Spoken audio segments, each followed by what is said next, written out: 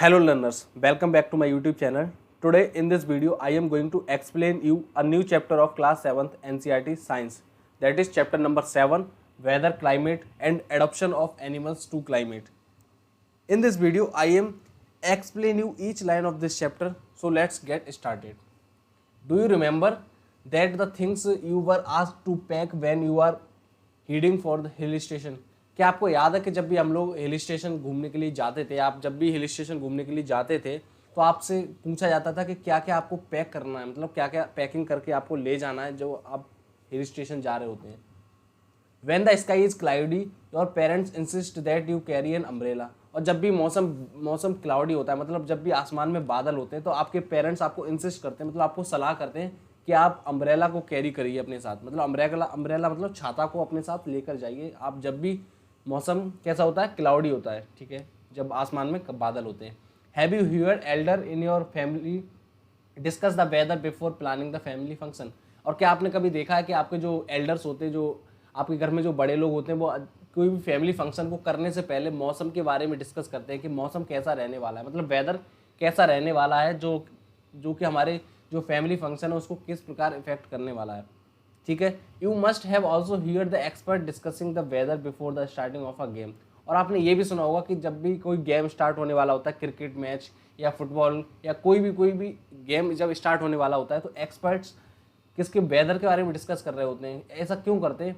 Have you ever wondered why? ऐसा ये मतलब कभी आप चौंके हैं कि ऐसा ये लोग क्यों करते हैं, मतलब वेदर का डिस्कशन क्यों करता है, मतलब वेदर का क्या इंपॉर्टेंस है.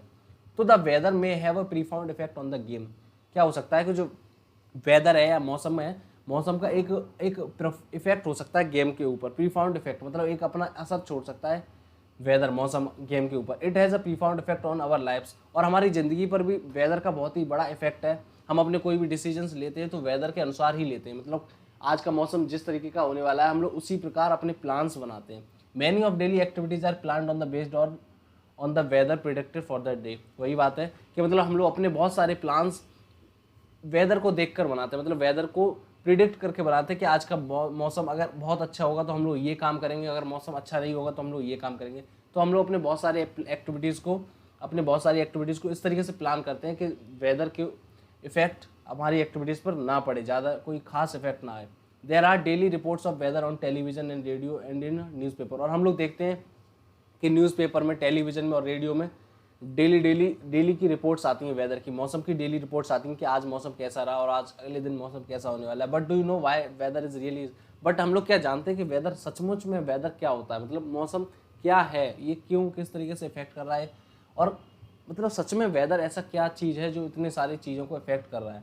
तो in this chapter we shall study about the weather and climate. तो इस चैप्टर में हम लोग वेदर और क्लाइमेट के बारे में ही सीखने जा रहे हैं. We will also see how different form of life are adopted in the climate of their habitat. और हम लोग इस चैप्टर में ये भी देखेंगे कि किस तरीके से एनिमल्स और ह्यूमन है अपने आप को एडप्ट कर लेते हैं, मतलब अपने आप को ढाल लेते हैं, अपने आप को चेंज कर लेते हैं उस मौसम के अनुसार. ठीक है, तो स्टार्ट करते हैं very first topic, that is our weather. ठीक है. In figure 7.1 a sample of weather report from a newspaper is given. एक फिगर 7.1 दे रखा है जिसमें एक सैंपल है किसका, वेदर का, जो कि न्यूज़पेपर में दे रखा है. ठीक है. We find that daily weather report carries information about the temperature, humidity and rainfall during the past 24 hours. हम लोग जानते हैं कि जो वेदर की जो भी रिपोर्ट्स होती है उनमें क्या क्या इन्फॉर्मेशन होती है. एक तो होती है टेम्परेचर, उस दिन का टेम्परेचर कैसा रहा, पिछले 24 घंटे का क्या टेम्परेचर रहा, क्या ह्यूमिडिटी रही. ह्यूमिडिटी मतलब नमी, मतलब the amount of water vapours present in the air, मतलब जो छोटी छोटी नमी होती है, मतलब जो दिखाई नहीं देती है वही. एंड रेनफॉल ड्यूरिंग पास्ट 24 मतलब हावर्स. क्या है कि पिछले 24 घंटे में क्या टेम्परेचर रहा, पिछले 24 घंटे में क्या ह्यूमिडिटी रही और पिछले 24 घंटे में क्या रेनफॉल रहा. ये सारा का सारा डेटा का कलेक्शन ही हम लोग को वेदर की रिपोर्ट में मिलता है. It also predict the weather for the day. और ये उस दिन का वेदर को भी प्रिडिक्ट करता है, मतलब हम लोग पिछले 24 घंटे से ही पता चलेगा कि अगले 24 घंटे में क्या होने वाला है. Humidity as you might know is a measure of moisture in the air. और हम लोग जानते हैं ह्यूमिडिटी क्या होता है. It is a measure of moisture. Moisture मतलब नमी, हमारे जो एयर है उसमें क्या कितनी नमी है उसका मेजर करती है, उसी को हम लोग ह्यूमिडिटी बोलते हैं. ठीक है. अब यहाँ पर कोई एक एक्टिविटी 7.1, इसको हम लोग देखते हैं. Cut out the weather reports of the last week from the newspaper. किसी भी न्यूज़पेपर से आप लोग पिछले एक हफ्ते की वेदर रिपोर्ट्स को कट आउट कर लीजिएगा। If you do not have get newspaper at home, borrow from your neighbours और friend and copy these reports in your notebook. अगर आपके पास न्यूज़पेपर नहीं आता आपके यहाँ, तो आप अपने दोस्त या अपने पड़ोसियों से भी ले सकते हैं और उसकी कॉपी को रिपोर्ट मतलब कॉपी में लिख सकते हैं। You can also collect weather report from the library, और आप लोग लाइब्रेरी से भी वेदर रिपोर्ट को कलेक्ट कर सकते हैं। Paste all the cut outs on a white sheet on a chart paper, और जो भी आपने कट आउट किया है, जो भी रिपोर्ट्स को कट आउट किया है, उनको एक वाइट पेपर पे या वाइट चार्ट पेपर पे भी उनको पेस्ट करिए। Now record the information from the weather report collected by you in the table point 7.1। और जो भी आपने कलेक्ट किया है उनको, जो भी आपने इन्फॉर्मेशन कलेक्ट की है उसको 7.1 में यहाँ पर मतलब लिखिए। ये जो यहाँ पर टेबल दे रखी है उसमें लिखना है आपको। The first row is just a sample, जो पहली रो है वो एक सिर्फ सैम्पल है, मतलब डेट को बता रहा है, एक सैम्पल है कि किस डेट को क्या होने वाला है, क्या टेम्परेचर रहा। Find all the columns according to the data in the chart that you have prepared, और सारे के सारे जो भी कॉलम्स हैं और जो भी रोज हैं सबको फिल कीजिएगा according to that you have collected, मतलब जो जो आपने कलेक्ट कर रखा है उनके उसके अनुसार यहाँ पर सारा का सारा maximum temperature, minimum humidity and maximum humidity और रेनफॉल के बारे में यहाँ पर सारा का सारा डेटा लिखना है आपको अपने जो भी कलेक्ट किया है उससे।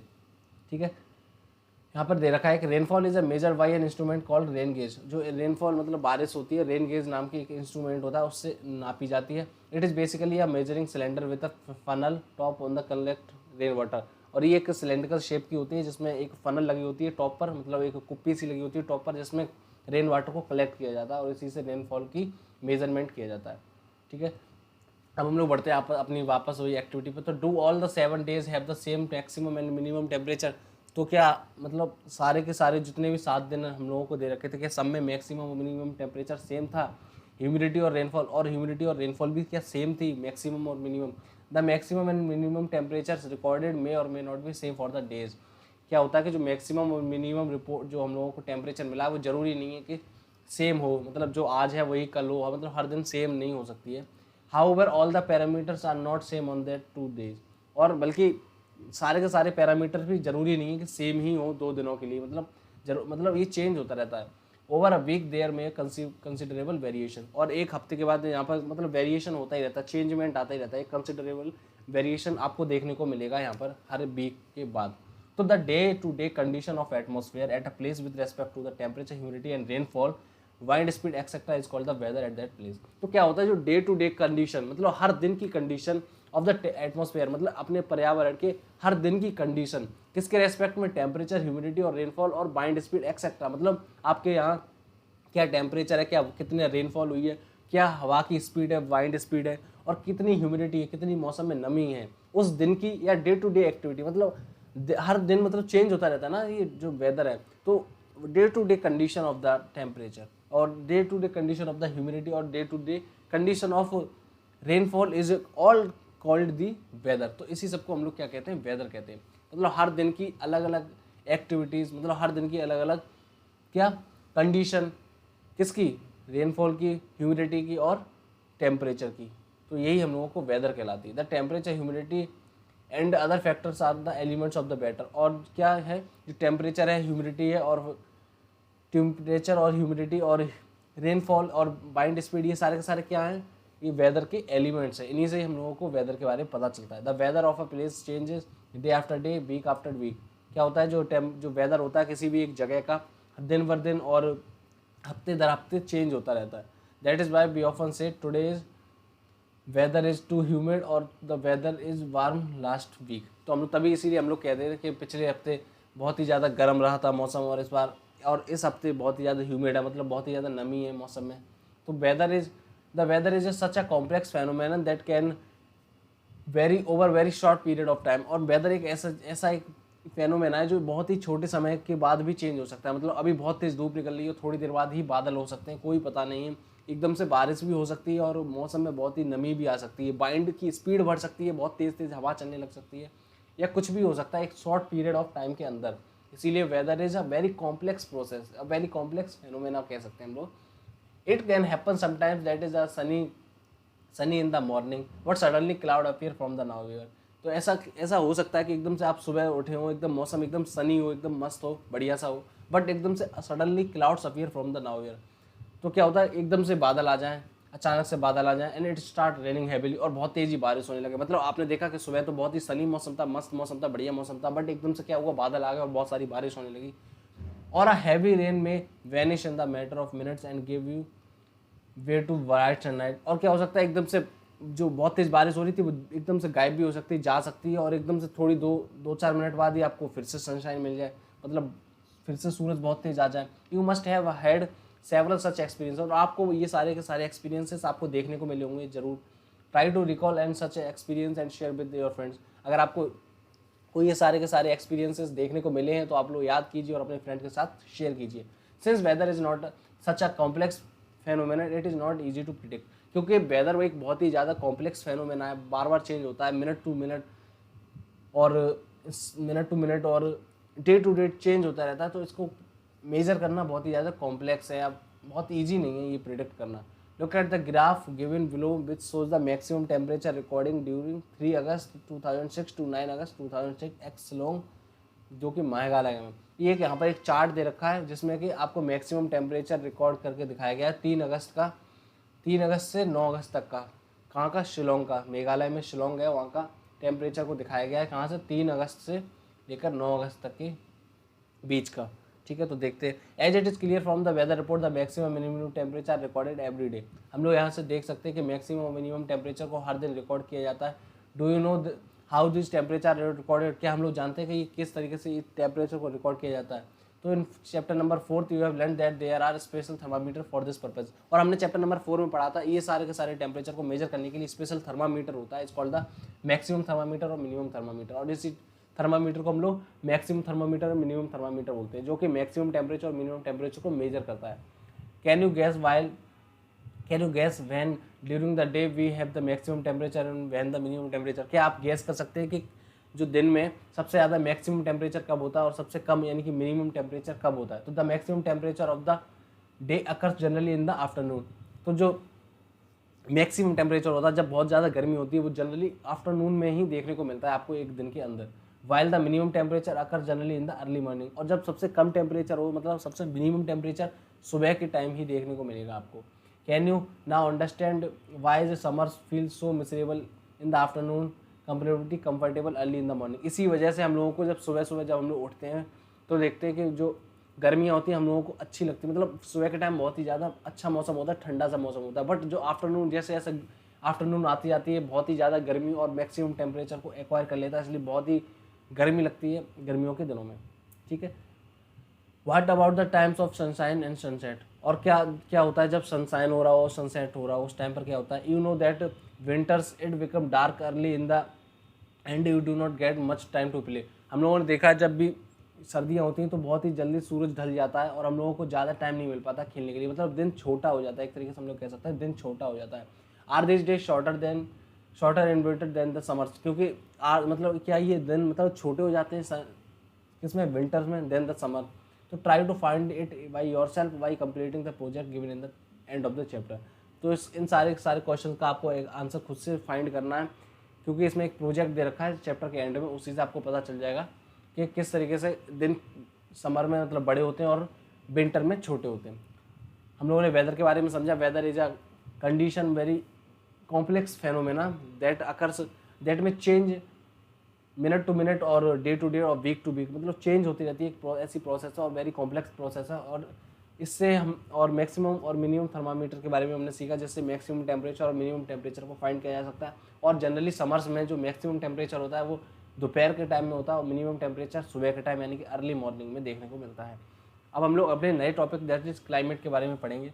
तो meteorologist records the weather every day. तो जो मेट्रोलॉजिस्ट होते हैं वो हर दिन क्या करते हैं, उसको वेदर को रिकॉर्ड करते हैं, वेदर को हर दिन रिकॉर्ड करते हैं। The records of the weather have been preserve for the past several decade. और जो रिकॉर्ड होता है, जो वेदर का जो रिकॉर्ड होता है, उनको बहुत ही सालों तक के लिए, मतलब डिकेड्स तक के लिए उनको क्या करके रखा जाता है? प्रिजर्व, मतलब उनको बचा के या संजो के रखा जाता है। This helps us to determine the weather pattern in at a place, जिससे कि हम लोगों को पता चलता है कि उस एक जगह का वेदर पैटर्न क्या है, मतलब वहाँ पे किस तरीके से वेदर चेंज हो रहा है। तो the average weather pattern taken over a long time से 25 year is called the climate of that place. तो क्या होता है, जो भी प्रिजर्व करके रखा गया है वेदर किसी एक स्पेशल जगह का, तो एक बहुत ही लंबे समय, दैट इज 25 साल, मतलब ले सकते हैं हम लोग 25 साल तक किसी एक जगह का वेदर पैटर्न को हम लोग बार बार स्टडी करने के बाद पता चलता है कि वहाँ का वेदर पैटर्न क्या है, और उसी को हम लोग क्या बोलते हैं, क्लाइमेट बोलते हैं।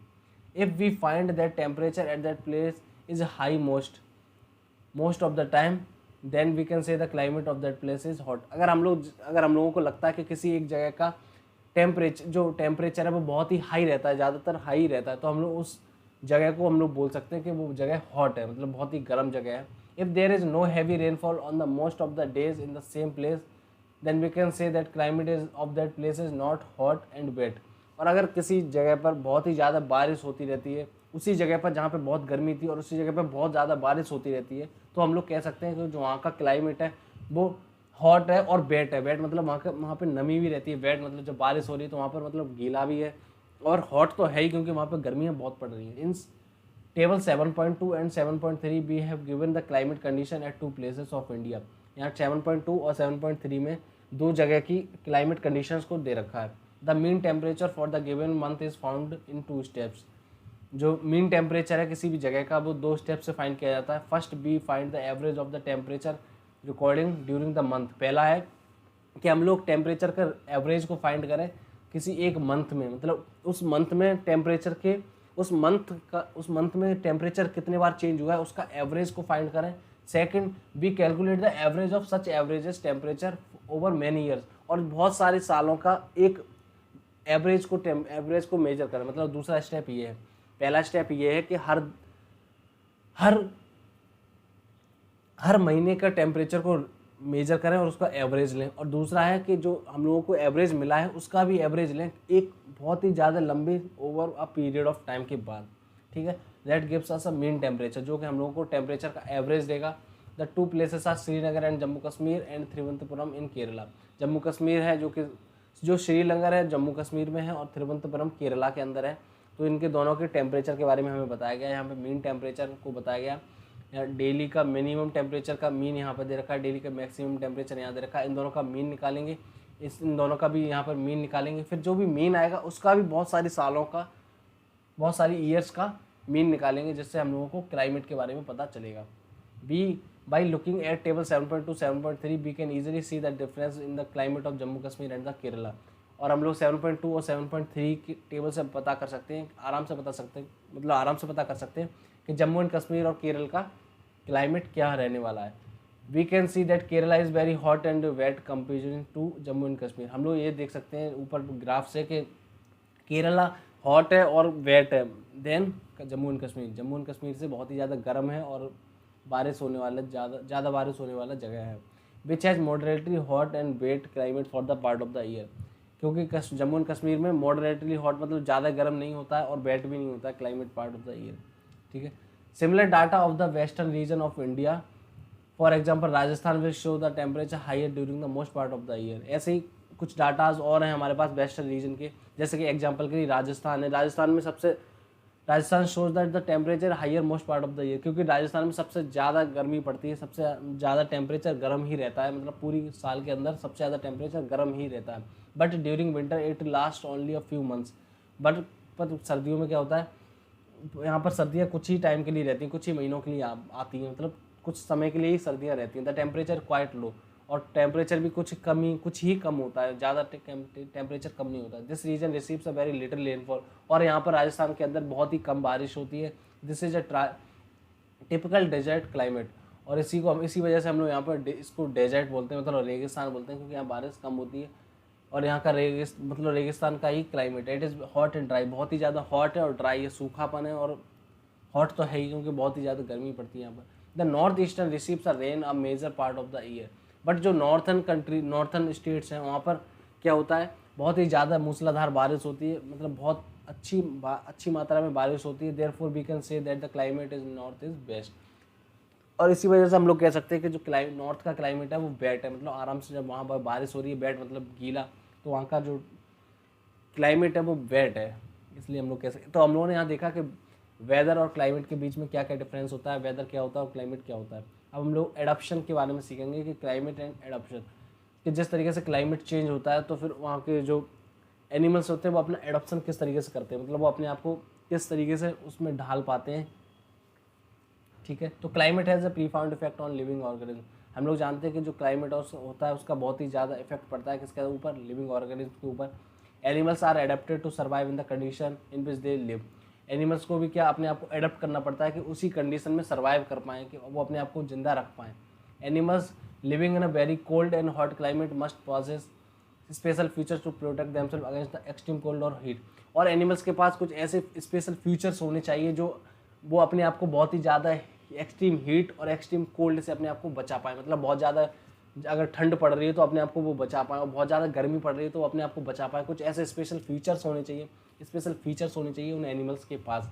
Recall from chapter number 9 of your class 6 science book the definition of the adaptation. और अपनी क्लास 9 मतलब चैप्टर नंबर 9 क्लास 6 से आप लोग याद करने की कोशिश कीजिए कि हम लोगों ने एडॉप्शन के बारे में सीखा था। Features and habits that animals to adopt to their surrounding as a result is a process of evolution. और वह सारे के सारे फीचर्स और हैबिट्स को एडॉप्ट करना एनिमल्स के द्वारा, जिससे कि वो अपने आप को सर्वाइव कर सकें, वही प्रोसेस को हम लोग एवोल्यूशन भी बोलते हैं। In chapter number 9 you will learn the effect of weather and climate on the soil. और हम लोग चैप्टर नंबर 9 में सीखेंगे कि वेदर और क्लाइमेट का इफेक्ट सॉइल पर किस प्रकार पड़ता है। अभी इस चैप्टर में हम लोग एनिमल्स के बारे में सीखने वाले हैं, बट सॉइल के ऊपर, मिट्टी के ऊपर इसका वेदर का और क्लाइमेट का क्या प्रभाव रहने वाला है, ये हम लोग चैप्टर नंबर 9 में सीखेंगे। Here we will study the effect of climate on the animals only. और यहाँ पर अभी हम लोग सिर्फ effect of climate only on animals सीखने वाले, मतलब सिर्फ एनिमल्स के ऊपर क्या इफेक्ट पड़ने वाला है ये हम लोग इस चैप्टर में सीखेंगे। In class 6 you have read the adaptation of the animals to certain habitats. और हम लोगों ने क्लास 6 में कुछ सीख लिया था कि किस तरीके से एनिमल्स अपने आप को एडप्ट करते हैं किसी एक हैबिटेट में। As example of adaptation of animals to climate condition we discuss only animals living in the polar region and tropical rain forest. और हम लोग यहाँ पर एनिमल के बारे में पढ़ने वाले हैं, और एनिमल वो भी कौन से जो पोलर रीजन में और ट्रॉपिकल रेन फॉरेस्ट में रहते हैं, उन एनिमल्स के बारे में सीखने वाले हैं। As the name suggest the polar region are situated near the poles. तो जैसा कि नाम से पता चल रहा है जो पोलर रीजन्स होते हैं वो पोल पर ही सिचुएटेड करते होंगे, north pole and the south pole. हम लोग जानते हैं अर्थ के दो पोल्स होते हैं, north pole and south pole. तो जो ऐसे प्लेसेस जो पोल्स पर पाए जाते हैं, नॉर्थ पोल पर और साउथ पोल पर पाए जाते हैं, तो वहाँ उन्हीं को हम लोग पोलर रीजन्स बोलते हैं। Some well known countries belongs to the polar region are Canada, Greenland, Iceland, Norway, Sweden, Finland, Alaska in USA and Siberian region of USA. और कुछ ऐसे वेल नोन कंट्रीज़ हैं जो कि पोलर रीजन में मिलते हैं, जैसे कि कनाडा है, ग्रीनलैंड है, Iceland, Norway, Sweden, Finland, Alaska in USA and Siberian regions of Russia. ये सारे के सारे कंट्रीज़ किसमें, पोलर रीजन में मतलब पाए जाते हैं।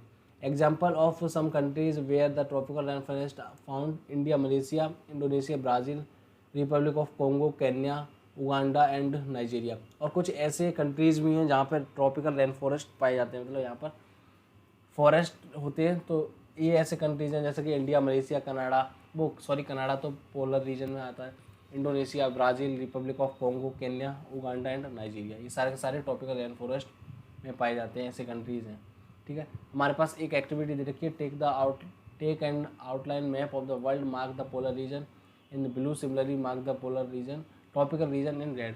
हम लोगों को क्या करना है, जो मैप होता है उसमें पोलर रीजन को ब्लू कलर से टिक करना है, और जो ट्रॉपिकल रीजन है उनको रेड कलर में टिक करना है। ये आपकी एक एक्टिविटी है। तो हम लोग शुरुआत करते हैं अपना पोलर रीजन से। The polar region present an extreme climate.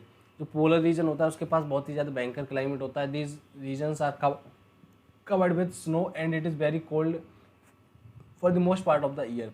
क्या होता है, ये जो रीजन्स होते हैं वो बर्फ़ से ढके हुए होते हैं, और इनका टेम्परेचर बहुत ही ज़्यादा कोल्ड होता है, और बहुत ही ज़्यादा कोल्ड रहता भी है एक बहुत ही ज़्यादा समय, लंबे समय के लिए। For 6 months the sun does not set on the poles. क्या होता है, 6 महीनों के लिए यहाँ पर कभी भी सन सेट नहीं करता है पोल्स पर। And while the other 6 months the sun never rise. और सन अगले 6 महीनों के लिए सन कभी भी यहाँ पर राइज नहीं करता, मतलब कभी सूरज उगता नहीं है वहाँ पर, हमेशा रात ही रहती है अगले 6 महीने के लिए। और अगले 6 महीने के लिए वहाँ पर सूरज उगता है और सूरज ही बना रहता है, कभी रात नहीं होती है। ठीक है, तो in winters the temperature can be as low as -37 degree Celsius. और क्या होता है विंटर में यहाँ का टेम्परेचर -37 डिग्री सेल्सियस तक भी पहुँच जाता है। Animals living there have adapted to this survival condition. तो क्या होता है कि जो एनिमल्स होते हैं वहाँ के उनको अपने आप को इस टेम्परेचर में ढालने के लिए, इस टेम्परेचर में रहने के लिए अपने आप को कुछ स्पेशल फीचर्स को अडॉप्ट करना होता है। Let us see how the adopted by the considerable example of polar beer and penguin. और हम लोग अब इसमें यही सीखेंगे कि किस तरीके से जो पोलर रीजन में रहने वाले एनिमल्स हैं वो अपने आप को अडॉप्ट कर पाते हैं। तो इसमें हम लोग 2 एग्जांपल्स को लेंगे, पोलर बियर और पेंगुइन्स के बारे में सीखेंगे।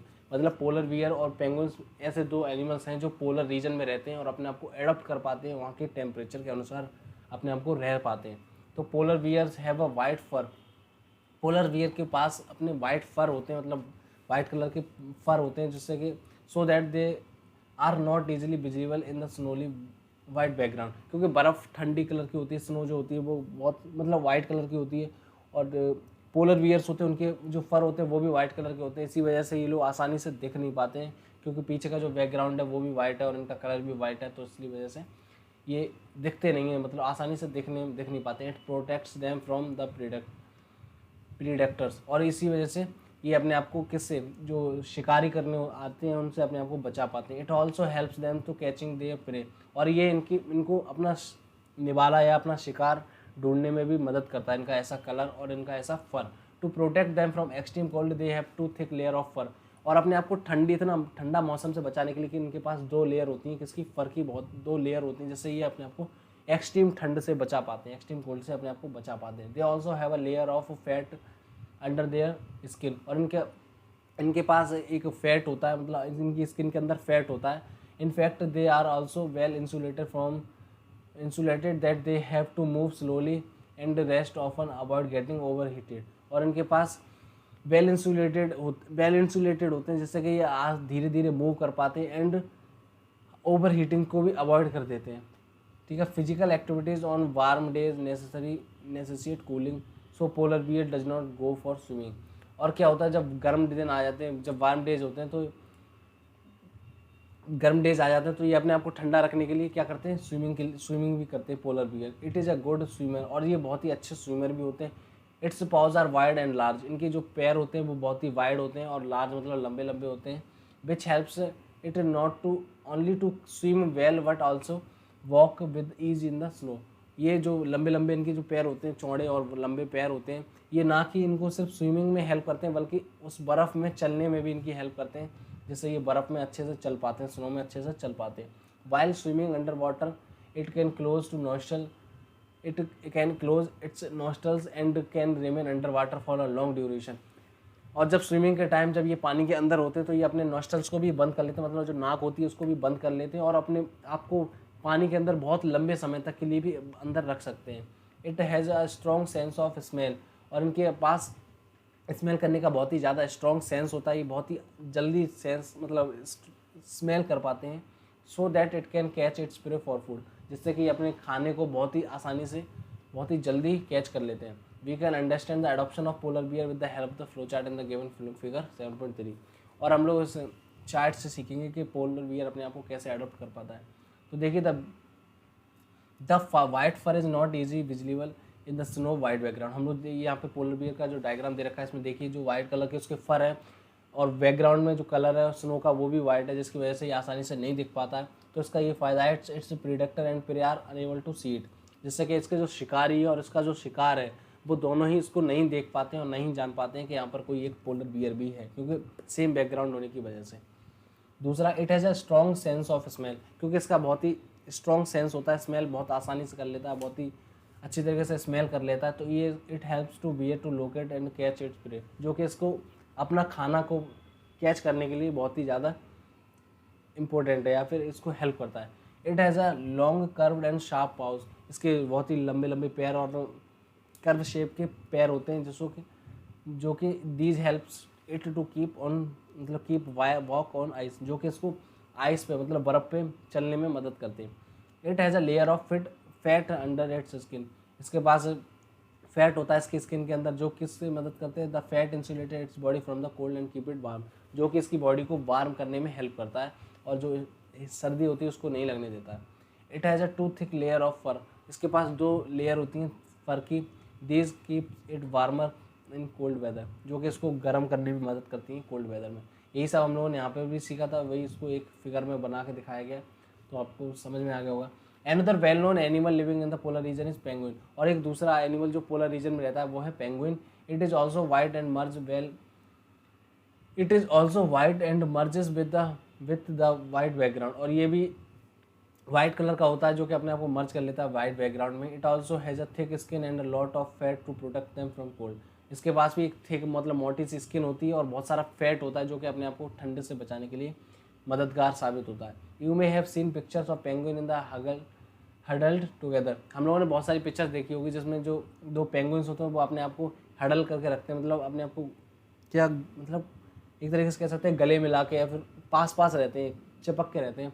तो they do to keep warm. ये ऐसा इसलिए करते हैं आपस में हडल रखे, मतलब हडल रहते हैं क्योंकि अपने आप को गर्म कर सकें, ये एक दूसरे को गर्म कर सकें। Recall how warm you feel when you are in a hall full of people. याद करिए जब हम लोग एक हॉल में होते हैं तो वहाँ पर कितनी अपने आप को वार्म फील करते हैं कि जब वहाँ पे बहुत सारे लोग होते हैं तो क्या होता है, एक दूसरे की हीट ट्रांसफ़र होती है जिससे हम लोग अपने आप को गर्म फील करते हैं। सेम उसी प्रकार यहाँ पर होता है, जो ये पेंगुइन्स होते हैं वो अपने एक दूसरे को हडल करके रखते हैं जिससे कि एक दूसरे को वार्म कर सकें। लाइक पोलर बियर की तरह penguins are also good swimmer. ये भी जो पेंगुइन्स होते हैं ये भी एक अच्छे स्विमर होते हैं। Their bodies are streamlined and their feet have a web. क्या होता है, इनकी बॉडी होती है स्ट्रीमलाइन शेप की होती है जिससे कि ये आराम से स्विम कर सकते हैं। And their feets have a webs. और उनके फीट्स होते हैं, जो उनके पैर होते हैं उनके अंदर भी वेब्स लगे होते हैं, मेकिंग देम गुड स्विमर, जो कि उनको एक अच्छा स्विमर बनाते हैं।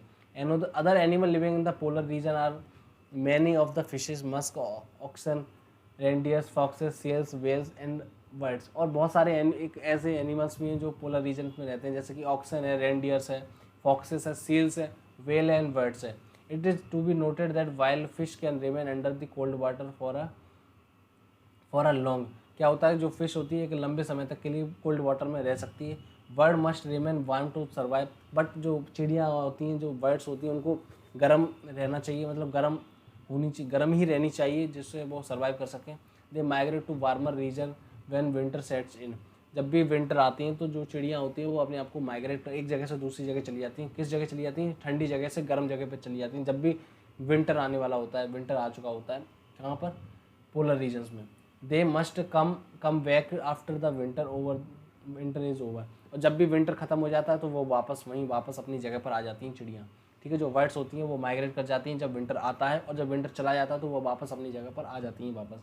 You know that the probably that India is one of the destination of many of this bird. और हम लोग जानते हैं कि इंडिया एक ऐसा कंट्री, मतलब एक ऐसा है जिससे कि एक ऐसा देश है जहाँ पर चिड़िया बहुत ही ज़्यादा माइग्रेट करती हैं, उनका फेवरेट डेस्टिनेशन है। यू मस्ट हैव सीन और heard about the Siberian crane that comes from Siberian to take place in the Bharatpur in Rajasthan.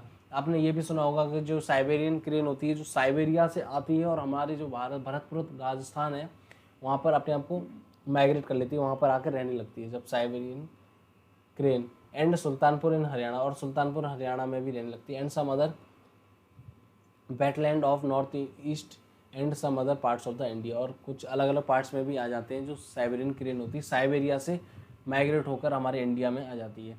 ठीक है, अब हम लोग पढ़ते हैं ट्रॉपिकल रेन फॉरेस्ट के बारे में। हम लोगों ने अभी तक यहाँ पर पोलर रीजन्स के बारे में सीखा कि पोलर रीजन्स के अंदर जो एनिमल्स होते हैं वो अपने आप को किस प्रकार से एडप्ट करते हैं। सेम उसी प्रकार हम लोग यहाँ पर ट्रॉपिकल रेन फॉरेस्ट के बारे में सीखेंगे। तो the tropical rain forest has a generally hot climate because of its location around the equator. क्योंकि ये इक्वेटर पर पाया जाता है, जो ट्रॉपिकल रेन फॉरेस्ट का जो एरिया होता है वो इक्वेटर पे पाया जाता है, इसलिए यहाँ का जो क्लाइमेट होता है, यहाँ का वेदर होता है या फिर यहाँ का जो मौसम होता है वो बहुत ही ज़्यादा हॉट होता है, जनरली हॉट होता है। Even in the coldest month the temperature is generally higher than the 15 degree Celsius. यहाँ तक कि जब भी सर्दियाँ भी यहाँ पर आती हैं तब भी यहाँ का जो टेम्परेचर है वो 15 डिग्री सेल्सियस से हायर ही रहता है। During hot summers the temperature में क्रॉसेस 40 डिग्री सेल्सियस। और जब गर्मियाँ आती हैं तो यहाँ का टेम्परेचर 40 डिग्री सेल्सियस को क्रॉस कर चुका होता है। Day and the night are almost equal in length throughout the year. पूरी की पूरी साल में दिन और रात की यहाँ जो लंबाई होती है, मतलब जो टाइम ड्यूरेशन होती है, दिन और रात बराबर ही होते हैं। कहाँ के, ट्रॉपिकल रेन फॉरेस्ट के बारे में हम लोग बात कर रहे हैं। तो these regions get plenty of rainfall. और यहाँ पर जो रेनफॉल है वो प्लेंटी में मतलब अच्छी मात्रा में होती है। An important feature of this region is the tropical rain forest. और यहाँ का एक इम्पोर्टेंट फीचर ये है कि यहाँ के ट्रॉपिकल रेन फॉरेस्ट होते हैं, मतलब यहाँ पर फॉरेस्ट जंगल पाए जाते हैं।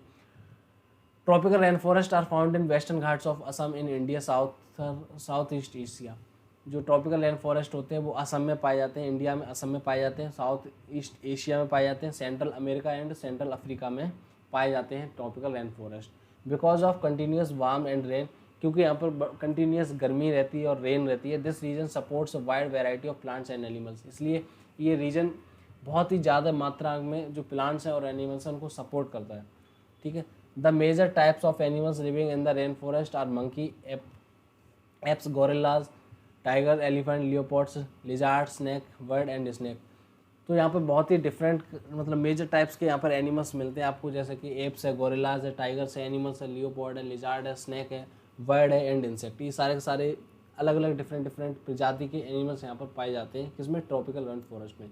Let us read about the adoption of these animals in the hot humid climate. अब हम लोग एक एक करके यहाँ पर एनिमल्स के एडॉप्शन के बारे में सीखेंगे कि किस प्रकार ये rain forest, tropical rain forest में अपने आप को एडॉप्ट कर पाते हैं, जिससे ये लोग सर्वाइव कर पाते हैं।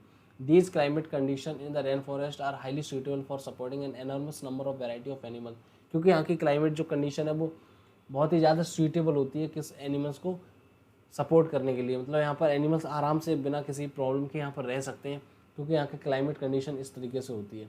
Since the number are large, there is intense competition of food and the shelter. क्योंकि यहाँ का जो एनिमल्स है वो बहुत ही ज़्यादा है, इसलिए यहाँ पर एक कॉम्पिटिशन रहता है कि खाने और रहने के लिए बहुत ही तगड़ा कंपटीशन रहता है एनिमल्स के बीच। Many animals are adapted to living on the tree. कुछ एनिमल्स ट्रीज पर रहते हैं। Red eye frog has developed sticky pads on his feet to climb the tree on which they live. क्या होता है, जो रेड आई कलर के जो फ्रॉग होते हैं, जैसे कि यहाँ पर ये डायग्राम में दे रखा है, ये रेड आई कलर का जो फ्रॉग होता है, इनके जो पैड्स होते हैं, जो पैर होते हैं, इनके अंदर स्टिकी मतलब स्टिकी होते हैं, चिपचिपे होते हैं, जिससे कि ये अपने आप को पेड़ पर चिपका पाते हैं और जहाँ भी रह रहे होते हैं उस पेड़ पर आराम से क्लाइम कर सके, मतलब कूद के आराम से चिपक के वहाँ पर रह सकते हैं। ठीक है। To help them live on the trees, जो कि इनकी हेल्प करने की मतलब to help them live on trees, monkeys have a long tail for grasping the branches. क्या होता है, जो मंकीज होते हैं उनकी बहुत ही लंबी पूंछ होती है, जिससे कि वो जो शाखा होती है, पेड़ की जो शाखा होती है, पेड़ की जो ब्रांच होती है, उसको आराम से ग्रेस्प कर सकते हैं, मतलब उनको कस के पकड़ लेते हैं मजबूती से। ठीक है। उनकी पूंछ क्या इसी में हेल्प करती है पेड़ पर रहने में। Their hands and feet are such that they can easily hold on the branches. उनके पैर और उनके हाथ इस प्रकार होते हैं कि वो आसानी से जो पेड़ की जो ब्रांच होती है उसको आराम से होल्ड कर सकें। जैसे कि इस डायग्राम में देख सकते हैं हम लोग, यहाँ पर एक न्यू वर्ल्ड मंकी है जो कि आराम से अपने आप को होल्ड करे हुए है, ब्रांच को आराम से पकड़े हुए है अपनी पूंछ की हेल्प से और अपने हाथ और पैर की हेल्प से। As there is a competition of food, क्योंकि हम लोग जानते हैं यहाँ पर फूड का कॉम्पिटिशन है, तो some animals are adapted to get food और नॉट रीचेबल। किसी किसी को खाना मतलब animals are adapted to get food और नॉट इजीली रीचेबल, तो सब लोगों को आराम से खाना नहीं मिल पाता है, मतलब बड़ी आसानी से खाना नहीं मिलता है। A striking example is that bird toucan which possess a long large beak. तो एक एग्जाम्पल है जो कि बर्ड टूकोन है, बर्ड टोकोन जो कि एक लार्ज वीक है। This helps a toucan to reach the fruit of the branches which are otherwise too weak to support its weight. क्या होता है, इसके मुंह पे एक बहुत ही लंबी सी एक लगी होती है, इसको हम लोग क्या बोलते हैं, लार्ज बीक बोलते हैं, जो उसके मुंह पे बहुत ही लंबी सी लगी होती है, जो कि आराम से फ्रूट तक पहुंचने में हेल्प करती है, इसके फ्रूट को कैच करने में बहुत ही ज़्यादा हेल्प करती है। Many tropical animals have sensitive hearing, और बहुत ही ज़्यादा सेंसिटिव हियरिंग होती है जो एनिमल्स ट्रॉपिकल में रहते हैं। शार्प आई साइट, और इनकी जो आई साइट होती है वो भी बहुत शार्प होती है। Thin skin and skin colour which they help them to camouflage by blending with the surrounding. इनका जो सेंसेशन होता है वो बहुत ही अच्छा होता है। इनकी अच्छी आई साइट होती है, मतलब बहुत ही अच्छी आई साइट होती है, और थिक स्किन होती है। जो इनकी स्किन होती है बहुत ही ज़्यादा मोटी होती है, और स्किन कलर एक ऐसा होता है जिससे ये अपने आप को आसानी से सराउंडिंग में अपने आप को ब्लेंड करके रखते हैं, मतलब छुपा के रखते हैं। This is to protect them from predator, और जो कि इन लोगों को शिकारियों से बचाता है। जो इनका कलर होता है, इनकी जो आई साइट है और जो शार्प आई साइट है, और इनका स्किन का कलर इस तरीके से होता है कि ये अपने आप को जो प्रेडेक्टर्स होते हैं, जो शिकारी होते हैं, वो उनसे अपने आप को बचा सकता है। जैसे फॉर एग्जांपल बिग कैट्स, जो बड़ी बड़ी कैट्स होती हैं, जो lion and tigers, have a thick skin and sensitive hearing. क्या होता है, जो शेर होते हैं, शेर और चीता होता है, उनकी बहुत ही अच्छी सेंसिटिव हियरिंग होती है, बहुत ही आराम से बहुत ही जल्दी सुन लेते हैं, और इनकी स्किन होती है बहुत ही ज़्यादा थिक होती है। Lion tailed tailed macaque also called bearded ape, ये जो यहाँ पर एग्जांपल है वियर्ड एप, ये रहा वियर्ड एप का जो लॉन्ग टेल्ड मॉक्यू है, lives on the rain forest on the Western Ghats, जो कि वेस्टर्न घाट्स के रेन फॉरेस्ट में रहता है। Its most outstanding feature is the silver white mane which surrounding the head from the cheeks down to the chin. इसका जो सबसे main feature होता है, इसके जो वाइट कलर के मुंह के आसपास जो बाल होते हैं, वाइट कलर के बाल होते हैं, जो कि इसके चिन को और हेड को क्या करते हैं, सराउंड मतलब चारों तरफ से घेरे हुए हैं। It is a good climber and spends a major part of its life on the tree, क्योंकि ये बहुत ही अच्छा क्लाइंबर होता है, बहुत आसानी से कूद पाता है पेड़ों पर, तो ये ज़्यादा से ज़्यादा अपना लंबा से लंबा समय पेड़ों पर ही गुजार देता है, अपनी ज़िंदगी का ज़्यादा से ज़्यादा समय पेड़ों पर ही काट देता है ये जो एनिमल है। It feeds mainly on fruits, और ये ज़्यादातर खाने में फ्रूट्स को खाता है। It also Yeats seeds young leaves stems flower and birds, और ये सीड्स को बीज को भी खा लेता है, और लीव्स पत्तियों को खाता है, स्टीम्स जो पेड़ की स्टीम्स होते हैं उनको खाता है, फ्लावर्स को खाता है, बर्ड्स को खाता है। This beard ape also search for insect under the bark of the tree, और जो पेड़ की जो छाल होती है उसके अंदर ये इंसेक्ट को भी सर्च करता है अपने खाने के लिए। Since it is able to get sufficient food on tree, क्योंकि ये अपना खाना ज़्यादातर पेड़ से ही ले रहा है। अभी हम लोगों ने देखा कि किस तरीके से पेड़ से अपने खाने को ले रहा था। It really comes down on the ground, और इसीलिए ये पेड़ से नीचे बहुत ही कम आता है, ये पेड़ पर ही अपना पूरा का पूरा जीवन काट देता है, क्योंकि उसके पास जो फूड की अवेलेबिलिटी पेड़ पर ही मिल जाती है। दैट इज़ वाई ये कभी भी नीचे नहीं आता है, मतलब बहुत ही कम नीचे आता है पेड़ से नीचे। Another well known animal of Indian tropical rain forest is elephant, और एक दूसरे एग्जाम्पल है इंडियन रेन फॉरेस्ट में जो एनिमल रहता है उसका है वो है elephant. It has adapted to the condition of rain forest in many remarkable ways. It has adapted the condition of rain forest, और ये अपने आप को रेन फॉरेस्ट के अनुसार अपने आप को ढाल लेता है। लुक एट इट्स टंग, इसकी जो सूंड है उसको देखिए। It uses it as a nose because of his long strong sense of smell, क्योंकि जो इसकी सूंड होती है या इसको नोज की तरह यूज़ करता है, क्योंकि इसी वजह से इसका जो सेंस है, जो सेंस मतलब स्मेल करने का जो सेंस है बहुत ही स्ट्रॉन्ग होता है, हाईएस्ट होता है।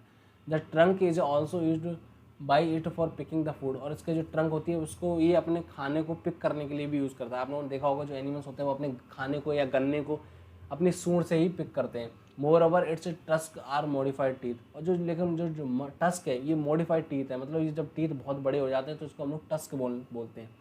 This can tear the bark of tree, जिससे ये पेड़ को आराम से टीयर कर देते हैं, फाड़ देते हैं पेड़ की जो होता है उसको आराम से अपनी टस्क की हेल्प से फाड़ देते हैं।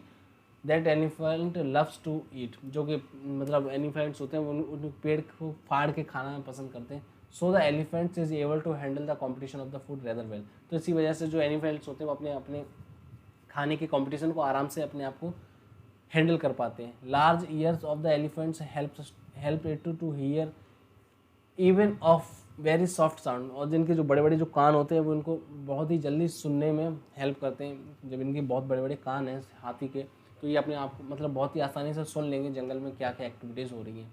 They also help the animals to keep cool in the hot and humid climate of the rain forest, और ये जो इनके जो लंबे लंबे कान होते हैं वो इनको गर्म और ह्यूमिड क्लाइमेट में रहने में भी हेल्प करते हैं। ठीक है, तो इस चैप्टर में हम लोगों ने सीखा कि क्या होता है वेदर, क्या होता है क्लाइमेट, और क्या होता है adoption of animals to the climate, मतलब किस प्रकार से अपने आप को एनिमल्स किस तरीके से सर्वाइव करते हैं अपने आप को क्लाइमेट के चेंज होने पर।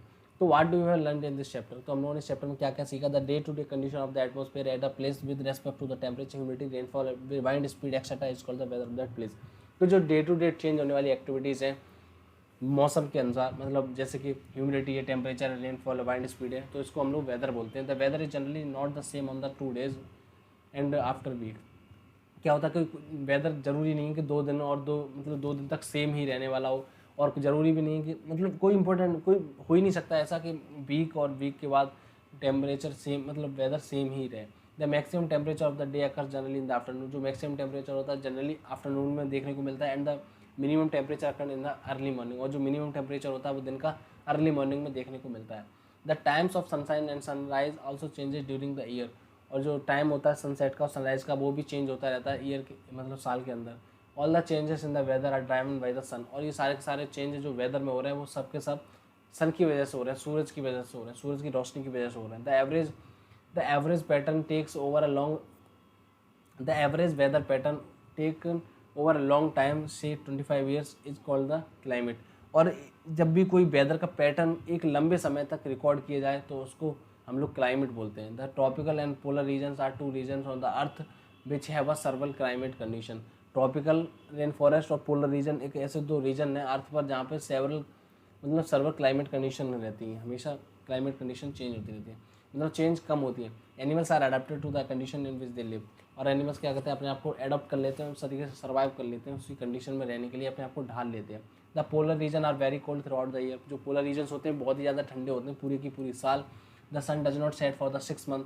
क्या होता है यहाँ पर, जो सूरज होता है वो 6 महीनों के लिए सेट नहीं करता और अगले 6 महीनों के लिए राइज नहीं करता, मतलब 6 महीने के लिए रात होती है, 6 महीने के लिए दिन होता है। Animals in the polar region are adapted to the extremely cold climate by having some special characteristics such as fur, strong sense of smell, a layer of fat under skin, wide and large paws for swimming and swimming। हम लोगों ने देखा था जो animals जो polar region में रहते हैं उनके पास स्पेशल फीचर्स होते हैं, जैसे उनके फर होते हैं, उनकी सेंस ऑफ स्मेल बहुत ही हाई होता है, उनके फैट उनके अंदर उनकी स्किन के अंदर फैट होता है जिससे कि वो अपने आप को सर्वाइव कर सकते हैं ऐसे पोलर रीजन में।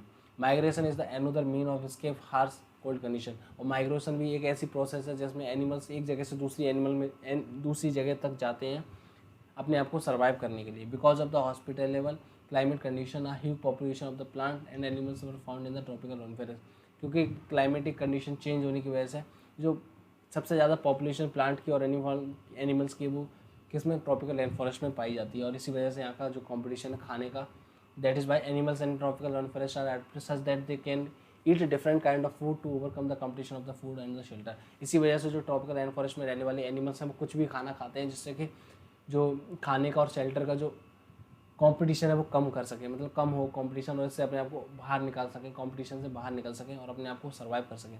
सम adaptations of the animals living in the tropical rainforest include living on the trees, development of the strong tails, long and large beaks, bright color, bright sharp pattern, loud voice, diet of fruit, sensitive hearing, sharp eyesight, thick skin, ability to camouflage in order to protect themselves from the predators etc। और हमने देखा था कि सारे के सारे adoption जो animals को ट्रॉपिकल रेन फॉरेस्ट में रहने के लिए चाहिए होते हैं वो सारे के सारे डेवलपमेंट वो मतलब अपनी बॉडी में ऐसे ऐसे डेवलपमेंट कर लेते हैं जिसकी वजह से वो ट्रॉपिकल रेन फॉरेस्ट में अपने आप को एडॉप्ट कर पाते हैं और रह पाते हैं। जैसे कि ब्राइट कलर होता है, शार्प पैटर्न होता है उनकी, और डेवलपमेंट ऑफ स्ट्रॉन्ग टेल्स, मतलब स्ट्रॉन्ग पूंछ को डेवलप कर लेते हैं जिससे कि वो अपने आप को प्रेडेटर्स और शिकारी से बचा पाते हैं और अपने आप को एडॉप्ट कर पाते हैं और उस मौसम में और उस क्लाइमेट में रह पाते हैं। तो इस चैप्टर में बस यही था।